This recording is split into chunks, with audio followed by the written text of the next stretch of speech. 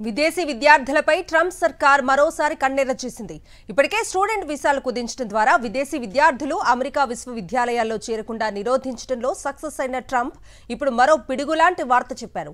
2 ఏళ్ల post graduation పూర్తి చేసిన విదేశీ విద్యార్థులకు 3 ఏళ్ల పాటు అమల్లో ఉండే ఓపీటీని 2 ఏళ్లకు కుదించారు. తాజా నిర్ణయం భారత్, చైనా విద్యార్థులకు తీవ్ర నష్టం కలిగిస్తోంది. అమెరికాలో చదువు ఇది భారతీయ దిగువ మధ్యతరగతి కుటుంబాల కల. కానీ ఇప్పుడు ఆ కలల మీద మబ్బులు కమ్ముకున్నాయి. ట్రంప్ ప్రభుత్వం తీసుకొచ్చిన కొత్త వీసా పరిమితులు విదేశీ విద్యార్థుల భవిష్యత్తును అంధకారంలోకి నెట్టే ప్రమాదం ఉంది. లక్షలాది మంది విద్యార్థుల ఆశల మీద ఈ నిర్ణయం తీవ్రమైన ప్రభావం చూపనుంది.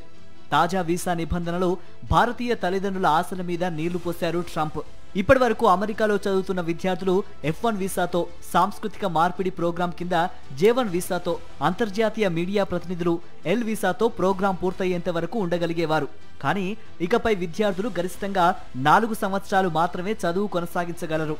ఈ గడువు పూర్తయ్యాక తప్పనిసరిగా మళ్లీ ఎక్స్టెన్షన్ కోసం దరఖాస్తు చేయాలి. ఆమోదం ఇవ్వడం ఇవ్వకపోవడం అమెరికా ఇష్టం. మన దేశం నుంచే ప్రతి ఏడాది వేలాది మంది విద్యార్థులు అమెరికాకు వెళ్తారు. వారిలో అత్యధికులు లక్షలాది రూపాయలు ఎడ్యుకేషన్ లోన్ తీసుకొని చదువులు కొనసాగిస్తున్నారు. 4 ఏళ్ల గడువు తర్వాత వీసా పొడిగింపు రాకపోతే ఆ డబ్బంతా వృధా అవుతుందేమోననే భయంతో తల్లిదండ్రులు ఆందోళన చెందుతున్నారు.